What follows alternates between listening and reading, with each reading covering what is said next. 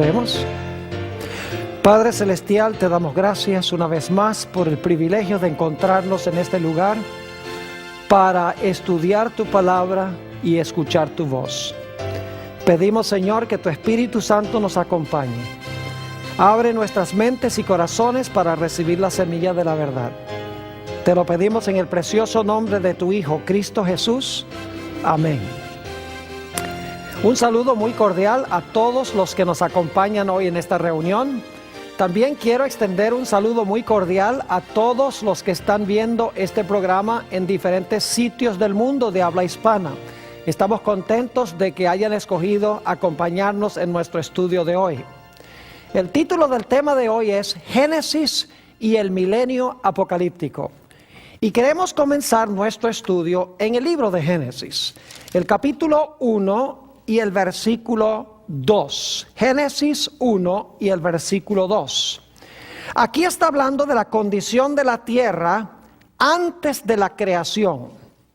Y dice esto: y la tierra estaba desordenada y vacía, y las tinieblas estaban sobre la haz del abismo, y el Espíritu de Dios se movía sobre la faz de las aguas. Ahora hay 4 conceptos claves que quiero subrayar en este versículo. En primer lugar, antes de la creación se dice que la tierra estaba desordenada. En segundo lugar, dice que la tierra estaba vacía. En tercer lugar, dice que la tierra estaba en tinieblas. Y en cuarto lugar, dice que la tierra era como un abismo. 4 conceptos claves: desordenada, vacía, sin luz, y se usa la palabra abismo. Ahora, es interesante notar cómo Dios obra en la semana de la creación. No voy a leer los versículos porque ustedes pueden leerlos en Génesis el capítulo 1, pero quiero describir la secuencia de días y qué fue lo que Dios creó en cada día para arreglar los 4 problemas que tenía el planeta. En primer lugar, Génesis 1 dice que Dios hizo la luz. En segundo lugar, dice que hizo el firmamento, es decir, la atmósfera. Y la Biblia dice que en el segundo día Dios separó las aguas de las aguas. Es decir, Dios colocó agua encima del planeta, que se conoce como la atmósfera, y Dios colocó aguas frescas debajo de la tierra. El tercer día Dios hizo tierra fértil y colocó sobre la tierra plantas y árboles y flores. El cuarto día Dios sincronizó el sol, la luna y las estrellas, es decir, ubicó el sol, la luna y las estrellas en sus lugares en el cielo para que pudieran ser funcionales y ayudar en el planeta. El quinto día Dios llenó los cielos de aves y llenó las aguas de peces. Y el sexto día, lógicamente, Dios llenó el planeta, o puso en el planeta, mejor dicho, a Adán y Eva, seres humanos. Así que Dios en la semana de la creación hizo luz, el firmamento, puso aguas frescas debajo de la tierra, colocó el sol, la luna y las estrellas en sus lugares, creó aves, creó peces, creó animales terrestres el sexto día y creó seres humanos. Y cuando Dios terminó su obra, la tierra estaba ordenada, estaba llena y tenía luz. Ya no se podía describir la tierra como un abismo, porque la tierra ahora tenía orden, la tierra estaba llena. La Biblia nos enseña, sin embargo, que va a venir un momento en la historia del mundo a donde Dios va a reversar la creación. Es decir, Dios va a deshacer lo que Él hizo en la semana de la creación.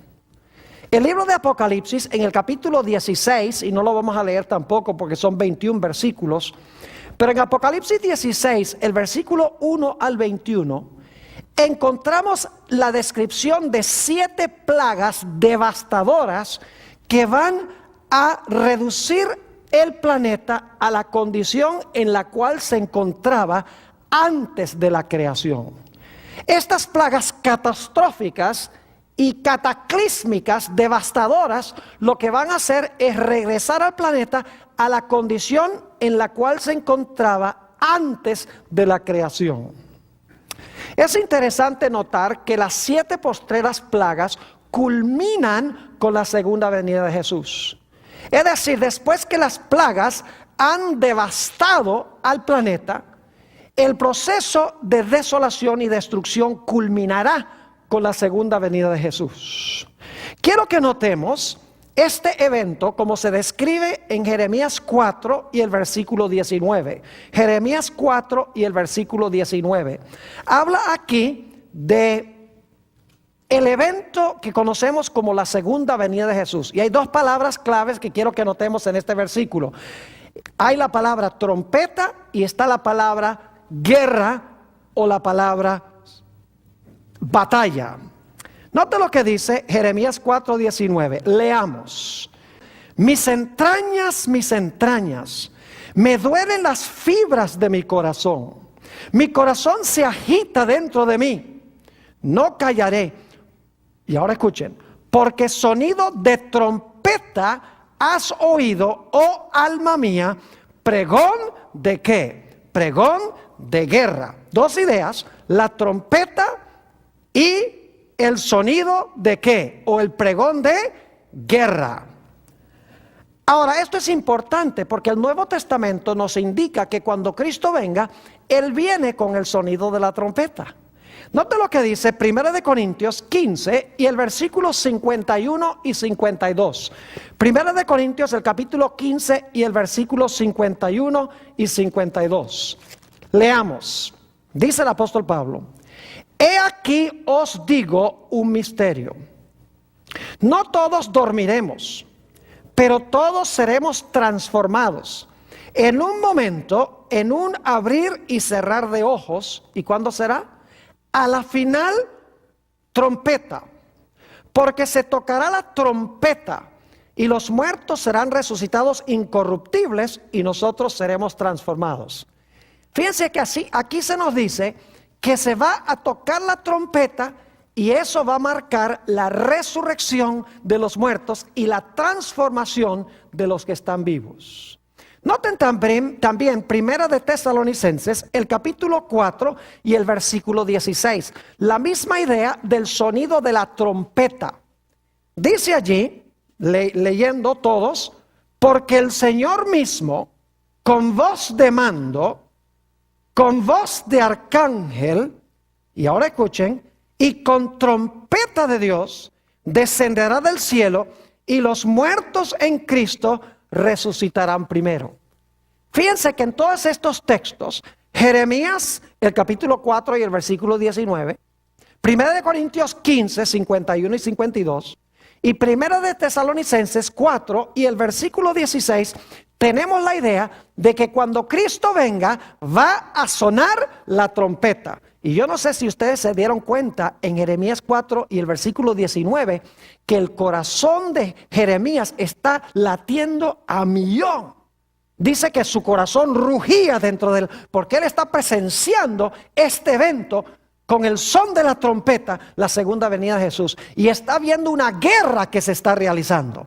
Ahora, hemos visto que la trompeta suena cuando Cristo venga, pero la pregunta es, ¿por qué dice Jeremías que él ha oído pregón de guerra? Vayan conmigo a Apocalipsis 19 y vamos a leer el versículo 11 y entonces vamos a saltar al versículo 14. Apocalipsis 19 y el versículo 11 está describiendo la segunda venida de Jesús. Y dice aquí, entonces vi el cielo abierto. Y he aquí un caballo blanco, y el que estaba sentado se llamaba Fiel y Verdadero, y con justicia juzga y ¿qué? Y pelea. Es decir, que el jinete del caballo blanco viene ¿a qué? A batallar o a pelear. Versículo 14, fíjese que no viene solo. Y los ejércitos celestiales, vestidos de lino finísimo, blanco y limpio, le seguían en caballos blancos. Y luego dice más adelante en el capítulo que la bestia y el falso profeta y los reyes de la tierra están parados para batallar contra el que se encuentra sentado en el caballo blanco y contra sus ejércitos. Es decir, que cuando Cristo venga, viene con el sonido de la trompeta para despertar a sus hijos que están durmiendo. Y el son de la trompeta también es el llamado a la batalla contra el dragón, la bestia y el falso profeta. Ahora queremos notar algunos otros datos interesantes en cuanto a lo que sucede cuando el Señor Jesucristo venga. Note lo que dice Jeremías el capítulo 4 y el versículo 23 sobre lo que va a pasar con este planeta. Yo les mencioné que el planeta va a regresar a la condición en la cual se encontraba antes de la creación. Es decir, Dios va a reversar la creación.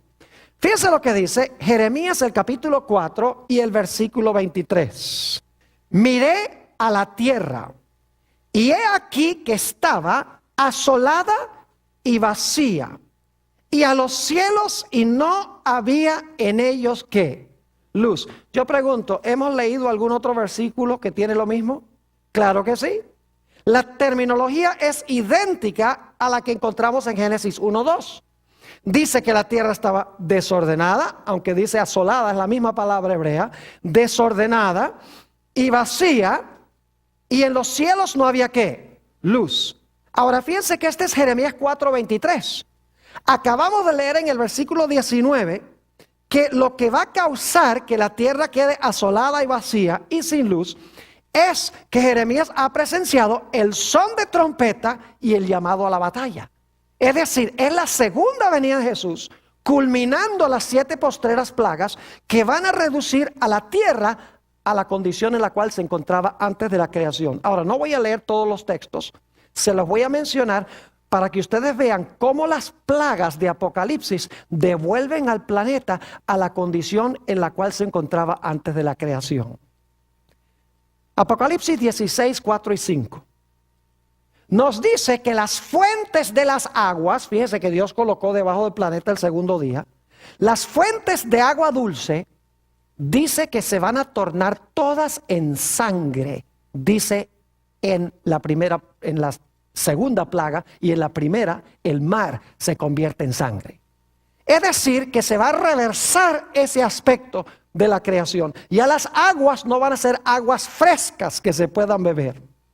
En Apocalipsis 16, 20 dice que las islas y las montañas van a ser removidas de sus lugares. Es decir, la superficie de la tierra que Dios hizo hermosa el tercer día de la creación, ahora se va a resquebrajar y se va a desordenar, porque islas van a desaparecer, montañas van a ser tragadas por el mar. Además de eso, en Jeremías 4:26, que es en el mismo capítulo donde leímos en cuanto a la tierra asolada, vacía y sin luz, se nos dice que Jeremías vio la tierra y la tierra era un desierto. Es decir, la tierra fructífera se volvió un desierto, lo cual significa que toda la vegetación que producía fruto va a ser destruida, especialmente por el sol de la cuarta plaga, que va a quemar todo con un intenso calor. Es decir, la tierra resquebrajada, las fuentes de las aguas llenas de sangre, y además de eso, la superficie de la tierra trastornada. La tierra fructífera sin plantas, sin árboles, sin flores, todo destruido. Además de eso, nos dice en Apocalipsis el capítulo 16 que la tierra, después que el sol queme la vegetación, el planeta va a quedar en tinieblas. La quinta plaga es una plaga de tinieblas. Y lo que va a pasar, según San Mateo 24, 29 y 30, es que el sol y la luna y las estrellas, cuando Dios deje oír su voz, van a ser removidas de sus lugares. Dice, las potestades de los cielos serán conmovidas. Y por eso el planeta va a quedar como al principio en oscuridad, después que el sol quema toda la vegetación. Jeremías 4:25 dice que Jeremías miró la tierra y no había aves en ninguna parte. Todas las aves se habían ido, es decir, todas las aves habían muerto. Además de eso, Apocalipsis 16:3 dice que todos los peces que estaban en el mar murieron. En Jeremías 4:25, Jeremías dice, miré la tierra y no tenía habitante alguno. Es decir, todos los seres humanos habían perecido. Es más, en Jeremías 25:33, si quieren ir conmigo un momento allí, Jeremías el capítulo 25 y el versículo 33, se nos dice qué va a pasar con los seres humanos cuando el Señor Jesucristo venga.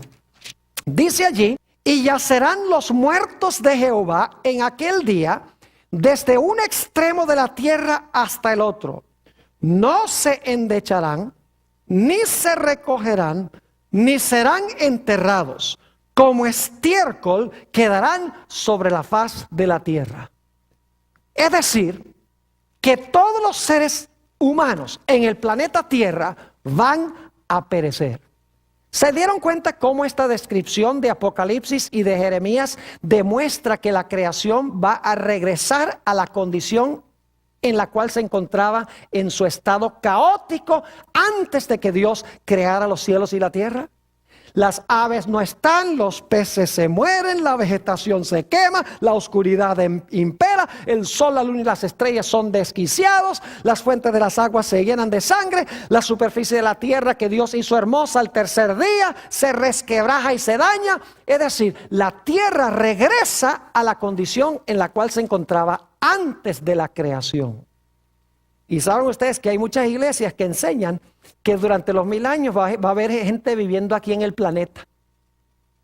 Y yo les pregunto, ¿cómo es que puede haber gente viviendo en el planeta Tierra después de esta descripción? ¿Acaso podía vivir gente aquí en la Tierra antes de la creación? No. ¿Cómo podía vivir si no tenían atmósfera que respirar? ¿Cómo podían vivir si no había vegetación que comer? ¿Cómo podían vivir si el sol y la luna no marcaban las estaciones y el tiempo? ¿Cómo podían vivir los animales sin vegetación? Es decir, que con el planeta en esta situación es imposible que en este mundo viva algún ser humano durante el milenio acá. Es una imposibilidad. Sin embargo, muchas iglesias enseñan que esta tierra va a ser un hermoso paraíso como el huerto del Edén, y el Señor Jesucristo se va a sentar en el trono de David y aquí la gente va a vivir feliz durante un periodo de 1000 años. Es imposible porque las plagas y la segunda venida habrán devastado completamente al planeta Tierra. Ahora yo pregunto, ¿qué pasará con los impíos y con los justos cuando vengan las plagas y cuando se realice la segunda venida? ¿Qué va a pasar con los impíos y con los justos? Noten Isaías, el capítulo 24 y el versículo 1 al 4, con lo que va a pasar aquí en la tierra. Isaías 24 y el versículo 1 al 4. He aquí que Jehová vacía la tierra y la desnuda. Fíjense las expresiones. Dice, vacía la tierra y la desnuda. Y trastorna su faz, es decir, su superficie, y hace esparcir a sus moradores. Y sucederá así como al pueblo, también al sacerdote, como el siervo, así a su amo, como a la criada, su ama, como al que compra, al que vende, como al que presta, al que toma prestado, como al que da al ogro, así como al que lo recibe. Es decir, a todo el mundo le va a pasar por igual. Versículo 3. La tierra será enteramente vaciada y completamente saqueada, porque Jehová ha pronunciado esta palabra. Se destruyó, cayó la tierra, enfermó, cayó el mundo, enfermaron los altos pueblos de la tierra. Fíjense cómo se describe la devastación que va a venir al planeta Tierra, la catástrofe, el cataclismo que va a pegar sobre este planeta. Ahora, cuando venga esta destrucción, ¿será que no va a quedar nadie aquí? Sigamos leyendo en el versículo 6 de Isaías 24. Dice, por esta causa la maldición consumió la tierra y sus moradores fueron asolados. Fíjense que los moradores de la tierra son asolados. Y ahora escuchen esto. Por esta causa fueron consumidos los habitantes de la tierra. Y dice en la versión del 60 de donde estoy leyendo, y disminuyeron los hombres. Ahora necesito explicarles algo sobre esa palabra disminuyeron. Una mejor traducción sería quedaron pocos hombres. Es decir, cuando la tierra sea devastada, dice, quedaron pocos hombres. Y entonces alguno dirá, pero Pastor Bor, usted acaba de decir que cuando se realice esto, no va a quedar nadie. Todos van a perecer. Entonces, ¿quiénes son los que quedan aquí? ¿Quiénes son los pocos que quedan? ¿Quiénes son los que permanecen después que el número de hombres disminuyen? Necesitamos regresar a Génesis, el capítulo 7 y el versículo 23 y 24. Génesis 7 y el versículo 23 y 24. Fíjense qué interesante esto. Vamos a leer este pasaje que tiene la mismita palabra hebrea. Dice allí en Génesis 7:22, hablando del diluvio, leamos, todo el que tenía aliento de espíritu de vida en sus narices. Todo lo que había en la tierra, ¿qué? Murió. Así fue destruido todo ser que vivía sobre la faz de la tierra. Desde el hombre hasta la bestia, los reptiles y las aves del cielo, y fueron raídos de la tierra. ¿Cuántos de los que estaban en la tierra murieron? Todos. Pero permanecieron unos poquitos después que se disminuyeron todos. ¿Quedaron algunos? ¿Sí o no? Sí. ¿Y quiénes fueron los que quedaron? ¿Los malos o los buenos? Oh, los que fueron dejados o los que quedaron fueron los buenos. Porque dice en la última parte del versículo, y quedó, esa es la mismita palabra, disminuyeron de Isaías 24, quedó solamente Noé y los que con él estaban en el arca.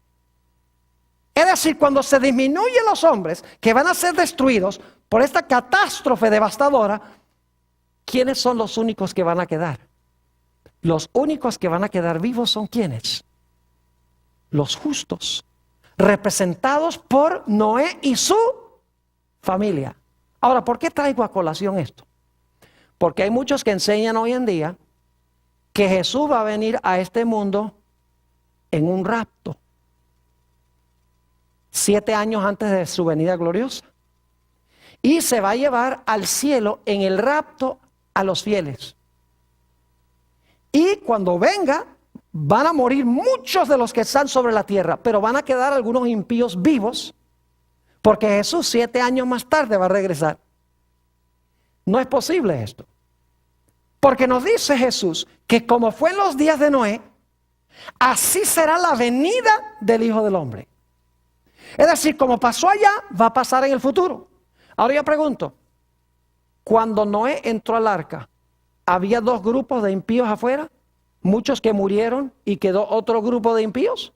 No. ¿Murieron todos los impíos cuando Noé y su familia estaban en el arca? Sí. Ahora yo pregunto, cuando Cristo venga, ¿todos los impíos van a morir? Eso lo enseña la Escritura. Todos los impíos mueren. ¿Y quiénes son los únicos que quedan? Los únicos que quedan son los fieles, los que han recibido a Jesús. Mucha gente entiende mal, por ejemplo, Mateo 24 y el versículo 40 y 41. Vamos a leer esos versículos, Mateo 24, 40 y 41. Ahí habla de lo que va a pasar cuando el Señor Jesucristo venga. Dice allí, leamos, entonces estarán 2 en el campo. El uno será tomado y el otro será ¿qué? Dejado. Quiero preguntarles, ¿quién es el tomado y quién es el dejado? La mayoría de las iglesias dicen que el tomado es el que Cristo toma para el cielo y el dejado es el que se queda atrás. Pero en realidad la Biblia enseña que el que es tomado por destrucción. Y el que es dejado es el que queda, como Noé y su familia. Sigue diciendo, 2 mujeres estarán moliendo en un molino. La una será tomada y la otra será dejada. Una es tomada por la destrucción y la otra es dejada ¿con qué? Es dejada con vida. Y algunos dicen, ¿será esa una interpretación correcta? Miremos los versículos que vienen inmediatamente antes de estos versículos. Noten Mateo 24 y el versículo 37 al 39. Dice allí, y leo, mas como en los días de Noé, así será la venida del Hijo del Hombre. Porque como en los días antes del diluvio, estaban comiendo y bebiendo, casándose y dando en casamiento, hasta el día en que Noé entró en el arca. Y no entendieron hasta que vino el diluvio y se los llevó a todos. Así será también la venida del Hijo del Hombre. ¿Qué dos grandes eventos se comparan? Los días de Noé y el día de ¿qué? De la venida de Jesús. Ahora yo pregunto, cuando la destrucción vino en los días de Noé, ¿quiénes fueron tomados por el diluvio? Los impíos. ¿Y quiénes fueron dejados con vida? Noé y su familia. Dice, ¿solo quedó o fue dejado quién? Noé con su familia. Cuando Cristo venga, ¿quiénes van a ser los que van a ser tomados por la destrucción? Los impíos. ¿Quiénes son los que van a ser dejados con vida? ¿Quiénes son los que van a quedar? Los justos, como Noé y su ¿qué? Y su familia. Es decir, que cuando las plagas caigan, cuando Cristo venga, va a haber solamente dos grupos. Los que van a ser destruidos, todos ellos, como todos los impíos, fueron destruidos por el diluvio. Y los que van a quedar con vida, que son ¿quiénes? Que son los justos. ¿Está claro este punto? Ahora, ¿qué va a suceder con los justos cuando el Señor Jesucristo venga? Bueno, sabemos que la tierra va a estar desordenada y vacía. Nadie va a poder habitar aquí, porque las plagas habrán devastado todo. Entonces surge la pregunta, ¿a dónde van a vivir los hijos de Dios durante los 1000 años? La respuesta bíblica es muy clara. Noten San Juan, el capítulo 14 y el versículo 1 al 3. San Juan 14 y el versículo 1 al 3. Es un texto que casi ni tenemos que buscarlo, pero podemos repetir de memoria. Pero leámoslo. Dice Jesús, no se turbe vuestro corazón. ¿Creéis en Dios? Creed también en mí. En la casa de mi Padre, ¿dónde queda la casa del Padre? Padre nuestro que estás en los cielos. En la casa de mi Padre muchas ¿qué? Muchas moradas hay.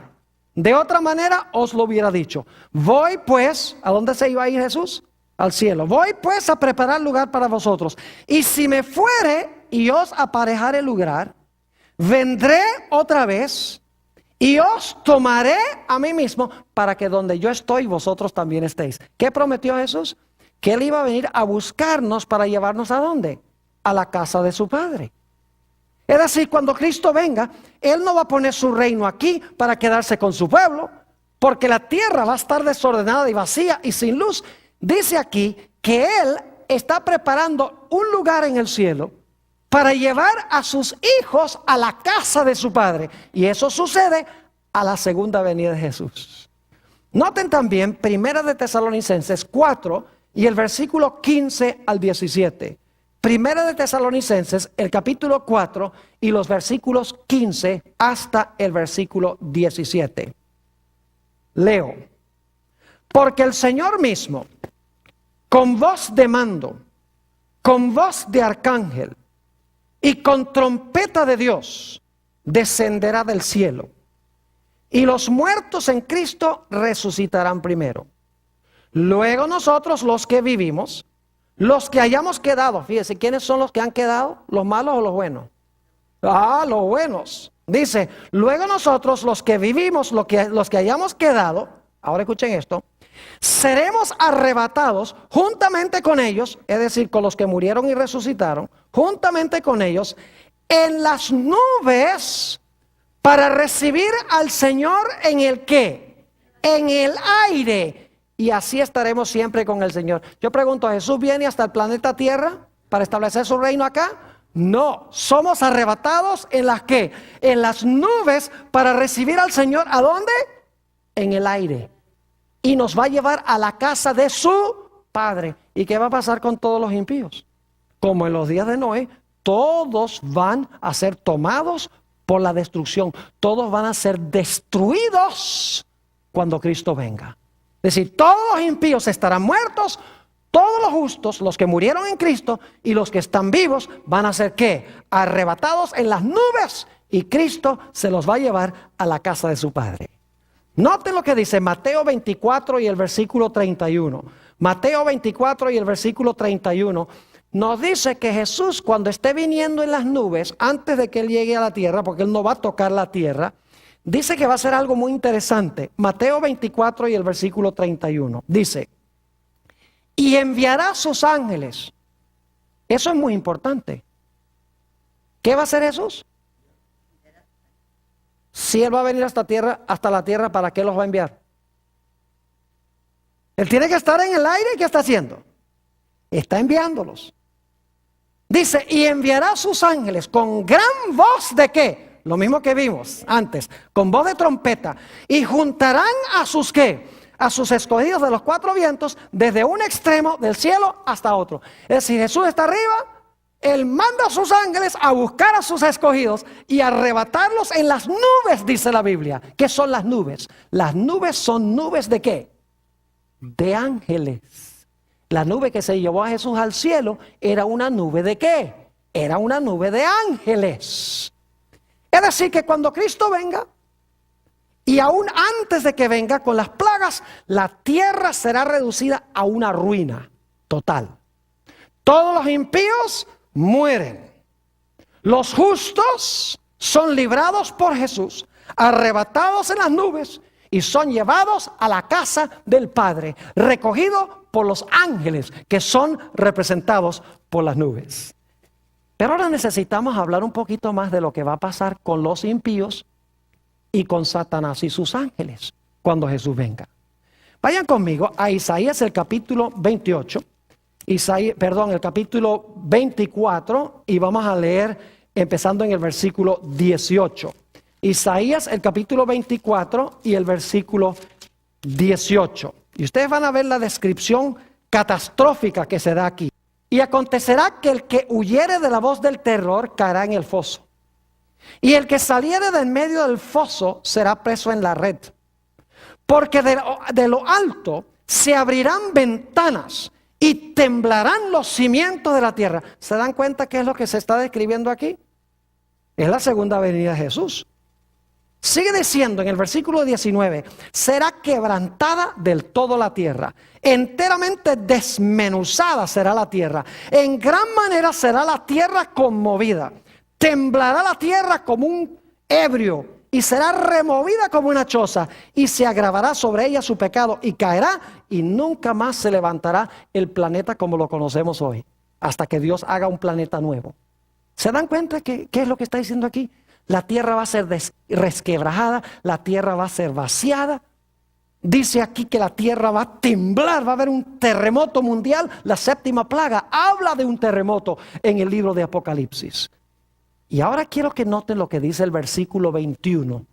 Ya hablamos de lo que va a pasar con los justos, ahora hablemos de lo que va a pasar con los impíos y Satanás y sus ángeles. Versículo 21. Acontecerá en aquel día.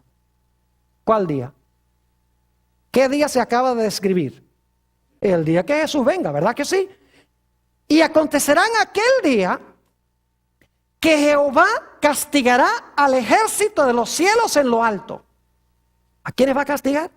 Al ejército de los cielos o al ejército celestial. ¿Y a quiénes más va a castigar? Y a los reyes de la tierra, ¿qué? Y a los reyes de la tierra sobre la tierra. Dos grupos van a ser castigados cuando concluyen las plagas y Cristo venga. El ejército celestial. ¿Y quiénes? Y los reyes de la tierra. Ahora, en primer lugar, hablemos del ejército celestial que va a ser castigado cuando Jesús venga. ¿Quién es el ejército celestial? No cabe duda que el ejército celestial son los ángeles. Nota lo que dice el libro de Efesios, el capítulo 6 y el versículo 12. Efesios 6 y el versículo 12. Y podríamos leer muchos versículos más donde se habla de que Satanás es el príncipe del aire. Dice allí en Efesios 6, 12: porque no tenemos lucha contra sangre y carne, sino contra principados. Contra carne y sangre significa no estamos luchando contra seres humanos, sino contra principados, contra potestades, contra los gobernadores de las tinieblas de este siglo, contra huestes espirituales de maldad. ¿Dónde? En las regiones celestiales. No estamos luchando contra seres humanos, sino que estamos luchando contra poderes espirituales que se encuentran ¿dónde? En los lugares celestes. ¿Quiénes son esos contra quienes estamos luchando? Que no son seres humanos. Son Satanás y sus ángeles. Exactamente. Entonces, ¿quiénes van a ser castigados cuando Jesús venga? El ejército celestial. No puede ser los ángeles buenos que va a castigar, porque los ángeles buenos no hay que castigarlos. Es decir, va a castigar a Satanás y a sus ángeles. ¿Y a quiénes más va a castigar? Noten Apocalipsis el capítulo 19, Apocalipsis el capítulo 19 y el versículo 19. Ya culmina la batalla cuando Jesús viene sobre el caballo blanco, las huestes celestiales vienen con él. Dice en el versículo 19, y vi a la bestia y a los reyes de la tierra y a sus ejércitos. ¿Quiénes están reunidos contra Jesús? La bestia y ¿quiénes?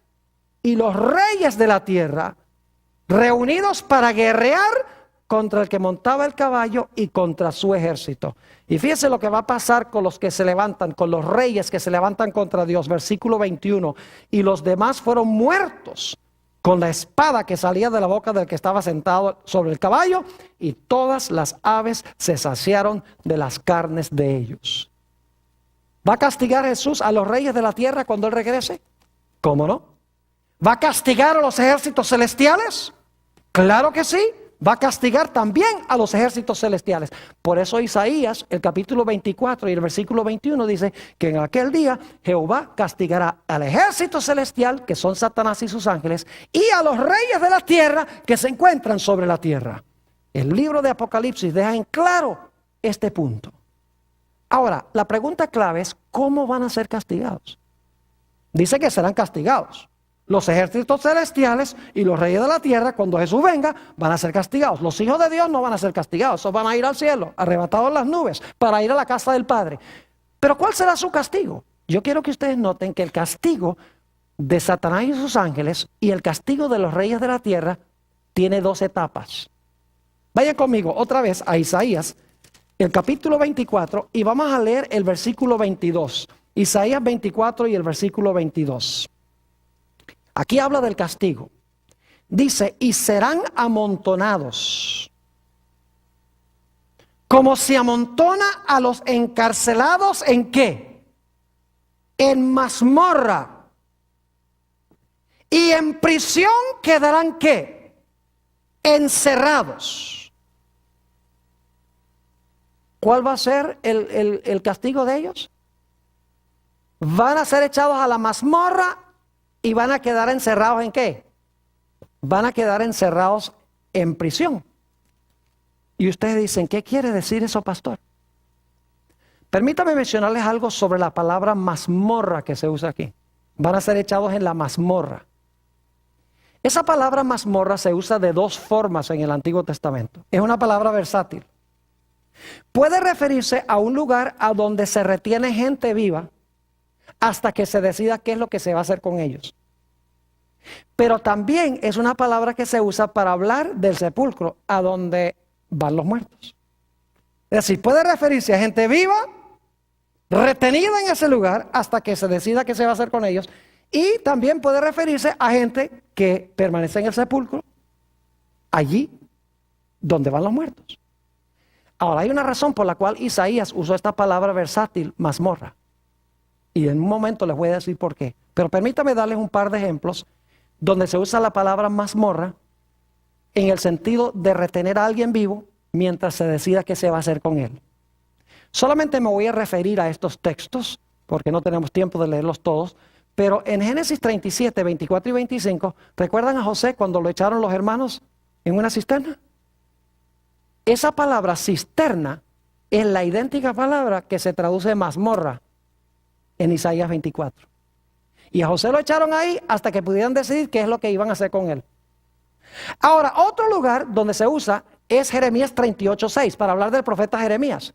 El profeta Jeremías también fue echado en una cisterna.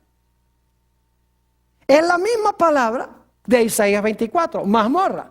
Y a Jeremías lo echaron ahí hasta que pudieran decidir qué es lo que iban a hacer con él.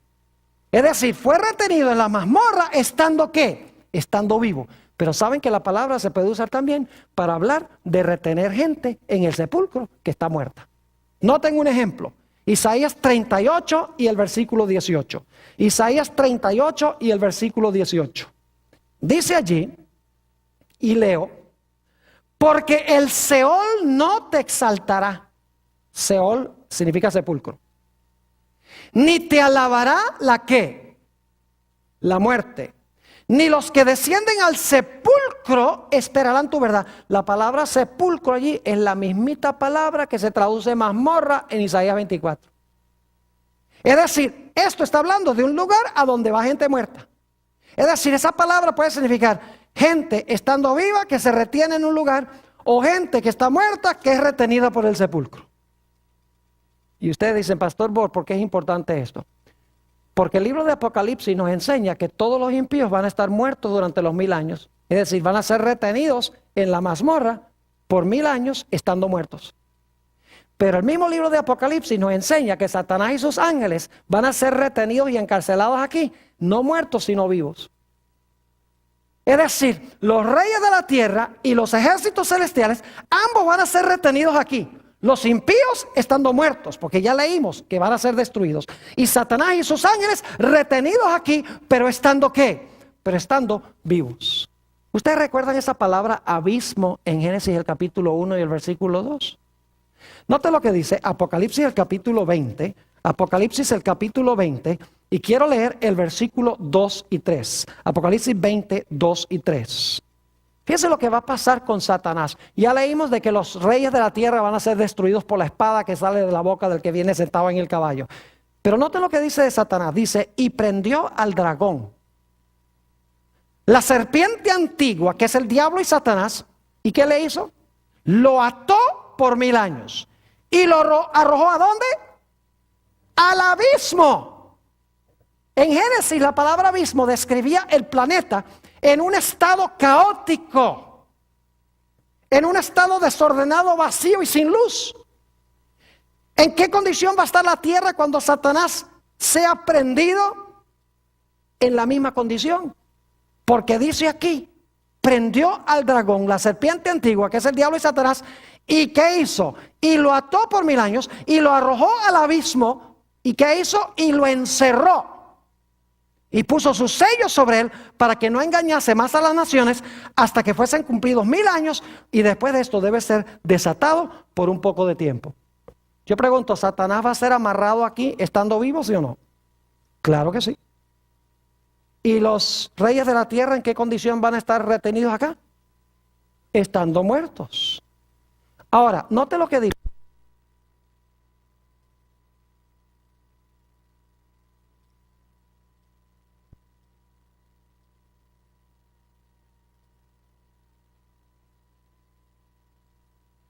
Dice que serán echados en la mazmorra y en prisión quedarán encerrados. Es decir, el castigo de los reyes de la tierra es que van a ser retenidos por el sepulcro. El castigo de Satanás y sus ángeles es que van a ser amarrados o atados en la mazmorra, en la prisión del planeta Tierra, en forma abismal, como estaba el mundo originalmente antes de la creación. ¿Están entendiendo lo que estoy diciendo? ¿Van a estar muertos todos los impíos durante los 1000 años? Sí, porque si ustedes leen Apocalipsis 20 y el versículo 5, dice, los otros muertos no vivieron de nuevo, sino hasta que se cumplieran los 1000 años. Y los otros muertos tienen que ser los muertos malos, porque los muertos en Cristo fueron resucitados cuando Cristo vino y se los llevó para el cielo. Así que los otros muertos tienen que ser los malos. Los unos muertos son los justos que resucitan cuando Cristo venga. Los otros muertos que no resucitan sino hasta el final de los 1000 años, tienen que ser ¿quiénes? Tienen que ser los impíos. Es decir, durante los 1000 años, los hijos de Dios van a estar en el cielo, mientras que los impíos van a estar todos muertos y Satanás y sus ángeles van a estar amarrados en el planeta Tierra. Y créame que Dios no va a usar una cadena literal. El poder de Satanás radica en el hecho de que tiene gentes que puede usar para cumplir sus propósitos. Pero como toda su gente está muerta, está amarrado. Él no tiene poder sin gente. Porque mientras tiene gente puede engañar, si no tiene gente no engaña. Es decir, está amarrado porque toda su gente está ¿qué? Porque toda su gente está muerta. Ahora la pregunta es, ¿cuánto tiempo van a permanecer ahí en la cárcel? Oh, 1000 años. Vamos a Isaías 24 para que ustedes vean cómo ya el profeta Isaías tenía esto contemplado. Isaías el capítulo 24. Y noten lo que dice otra vez el versículo 22. Serán amontonados como se amontona a los encarcelados en mazmorra.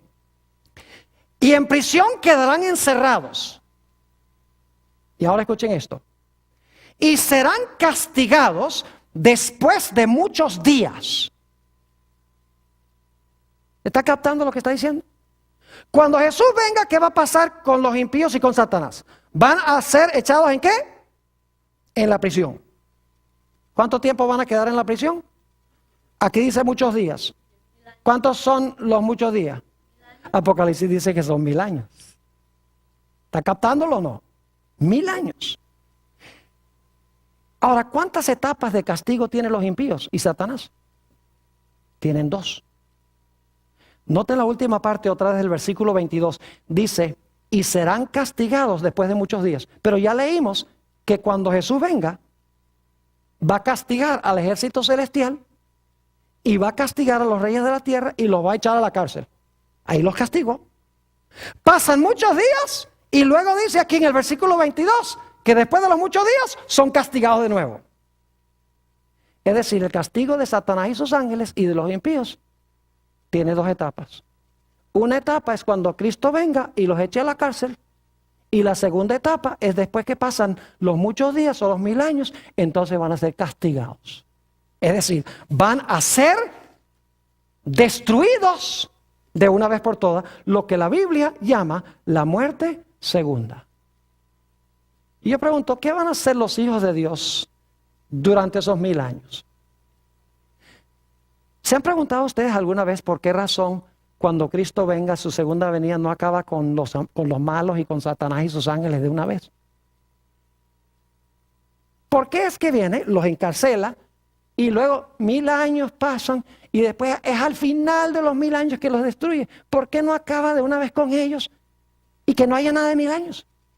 ¿Saben por qué? Porque el pueblo de Dios va a tener un trabajito que hacer durante el milenio. Todos los impíos van a estar muertos aquí, Satanás y sus ángeles. Y los hijos de Dios en el cielo van a desempeñar una obra de juicio. Van a juzgar a los que se quedaron en la tierra. Para que todo el universo vea por qué se quedaron aquí. ¿Por qué no se los llevó Dios? Para que todos puedan ver la justicia de Dios. Eso lo dice Apocalipsis 24. Apocalipsis capítulo 20 y el versículo 4 dice que se sentaron sobre tronos los justos y les fue dada la facultad de juzgar. También se menciona en 1 Corintios 6, 1 al 3. Si quieren ir conmigo allí, vamos a leer 1 Corintios capítulo 6 y el versículo 1 al 3. El apóstol Pablo está hablando aquí de los hermanos que llevan a juicio a otros hermanos. Dice esto, y leo: ¿osa alguno de vosotros, cuando tiene algo contra otro, ir a juicio delante de los injustos y no delante de los santos? ¿O no sabéis que los santos han de juzgar al mundo? ¿Quiénes van a juzgar al mundo? ¿Los quiénes? Los santos. Y la palabra mundo significa los que no están con Cristo, los mundanos, en otras palabras. Y luego dice, y si el mundo ha de ser juzgado por vosotros, sois indignos de juzgar cosas muy pequeñas. ¿O no sabéis que hemos de juzgar a quiénes? ¿Hemos de juzgar a los ángeles? ¡Wow! Es decir, vamos a juzgar no solamente al mundo, los santos al mundo, los mundanos, los perdidos, sino que los santos van a juzgar a ¿quiénes? A los ángeles. No puede ser los ángeles buenos porque los ángeles buenos no necesitan juicio. Tiene que ser los ángeles malos. Dios va a abrir los libros y nos va a dar la posibilidad de ver qué hicieron los ángeles y qué hicieron los impíos para perderse. Y después de los 1000 años, leamos en Apocalipsis 20, 7 al 9 lo que va a suceder. Apocalipsis 20 y el versículo 7 al 9, Dios ahora va a ejecutar la sentencia que su pueblo ha determinado durante los 1000 años. Dice en Apocalipsis 27, y leo: cuando los 1000 años se cumplan, Satanás será suelto de su prisión. ¿Qué significa eso, que Satanás va a ser suelto de su prisión? Tiene que ser que el resto de los muertos ahora resucitan y con su gente ya tiene poder otra vez. ¿Y qué hará? Y saldrá a engañar a las naciones que están en los 4 ángulos de la tierra, a Gog y a Magog, a fin de reunirlos para la batalla, el número de los cuales es como la arena del mar. Y subieron sobre la anchura de la tierra y rodearon el campamento de los santos y la ciudad amada. ¿Qué va a hacer Satanás con todos los impíos que ahora han resucitado? Van a rodear ¿qué? La santa ciudad, con el fin de destruir a la ciudad. Y yo pregunto, ¿a dónde están los santos? Dentro de la ciudad. ¿Y de dónde vino la ciudad? Del cielo. Entonces, ¿a dónde estaban los santos durante los 1000 años? Yo no sé si captaron mi punto o no. La ciudad desciende del cielo. Los santos están en la ciudad, por lo tanto, los santos deben haber estado en la ciudad, en el cielo. Así de sencillo es. Y luego dice qué va a pasar con ellos. Y dice, y de Dios descendió ¿qué cosa? Fuego del cielo y los ¿qué? Fuego del cielo y los consumió. Ahora vamos rápidamente a Isaías 24, porque tenemos un par de cosas más que estudiar. Isaías el capítulo 24, y vamos a leer el versículo 23. ¿Qué va a pasar después de los muchos días cuando Satanás y sus ángeles y los impíos sean destruidos? El versículo 23 dice, escuchen bien, la luna se avergonzará. Esto es después de los muchos días, después de los 1000 años. La luna se avergonzará y el sol se confundirá. Qué terminología rara, que la luna se va a avergonzar y el sol se va a confundir. ¿Cuándo va a ser eso? Cuando Jehová de los ejércitos reine en el monte de Sión. ¿Y dónde? Y en Jerusalén. Y delante de sus ancianos sea glorioso. Cuando Jehová reine en Jerusalén, la luna se va a avergonzar y el sol se va a confundir. ¿Qué terminología rara es esa? Pues vamos a ir a Apocalipsis, el capítulo 21 y el versículo 2. Isaías, el capítulo 21 y el versículo 2 dice, y yo, Juan, vi la santa ciudad, la nueva Jerusalén, descender del cielo de Dios, dispuesta como una esposa ataviada para su marido. ¿Qué pasa después de los 1000 años? Se ve la nueva Jerusalén, igual que en Isaías 24, se ve a Jehová reinando en Jerusalén. ¿Y el sol y la luna qué? Note lo que dice el capítulo 21 y el versículo 23. Hablando de la ciudad, dice, la ciudad no tiene necesidad ni de luna que brille en ella. ¿Ni de qué? Ni de sol. Porque la gloria de Dios la ilumina y el Cordero es su lumbrera. ¿Qué significa que la luna se va a avergonzar y el sol se va a confundir? Significa el hecho de que dentro de la ciudad, a donde Jehová reina, no se necesita ni sol ni luna. No es que no haya, va a haber sol y luna. Pero sería, con la gloria de Dios, sería como prender una linterna a mediodía. La linterna se opaca ante la luz del sol. Ahora, una o dos cosas más antes de que terminemos. Y aquí viene la parte más linda. Dios va a hacer cielos nuevos y tierra nueva. Lo dice Apocalipsis 21:1, también segunda de Pedro, el capítulo 3 y el versículo 13. Ahora escuchen lo que les voy a decir. ¿Cuántos días creen ustedes que va a usar Dios para hacer un cielo nuevo y una tierra nueva? Después que los impíos sean destruidos, Satanás y sus ángeles sean destruidos. ¿En cuántos días creen ustedes que Dios va a hacer cielos nuevos y tierra nueva? ¿Será que va a hacer el mundo otra vez en 6 días? Sí, Señor. Pero hay una gran diferencia. Al principio, cuando Dios hizo los cielos y la tierra, Adán y Eva no andaban por ahí. Adán y Eva no vieron a Dios crear nada. Aun cuando Dios creó a Eva, durmió a Adán. Así que Adán y Eva no vieron a Dios crear absolutamente nada. Tenían que aceptar de que Dios era el creador por fe. Porque Dios dijo, yo soy el creador, tenía que aceptarlo porque Dios lo dijo. Pero escuchen bien, al final de los 1000 años, cuando los impíos y Satanás y sus ángeles sean destruidos en las llamas del fuego, los justos estarán dentro de la ciudad y estarán vivos. Y cuando Dios diga, sea la luz, sea el firmamento, Produzca la tierra árboles y plantas y flores. Ocupen el sol, la luna y las estrellas sus lugares. Llénense los cielos de aves y las aguas de peces. Produzca la tierra seres vivientes. Cuando Dios esté diciendo eso, los hijos de Dios van a estar probablemente sentados sobre los muros de la ciudad viendo a Dios hacerlo. Ya no va a ser por fe, sino que va a ser por vista. Y algunos dicen, pastor, ¿no estará especulando?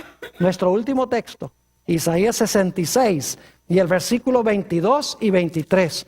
Isaías 66 y el versículo 22 y el versículo 23.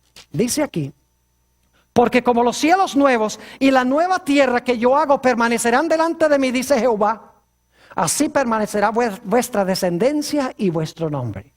Y ahora escuchen, y de mes en mes, y eso es para comer del árbol de la vida, porque Apocalipsis 22:2 dice que comeremos del árbol, que el árbol de la vida produce su fruto cada mes. Y de mes en mes, y de día de reposo en día de reposo, o de sábado en sábado, vendrán todos a adorar delante de mí, dijo Jehová. Dios va a hacer cielos nuevos y tierra nueva, y cada sábado vamos a venir ¿a qué? A adorarle. ¿Y por qué vamos a venir a adorarle? Porque Él es el creador del cielo nuevo y de la tierra nueva. Es decir, conmemorará el sábado la nueva creación.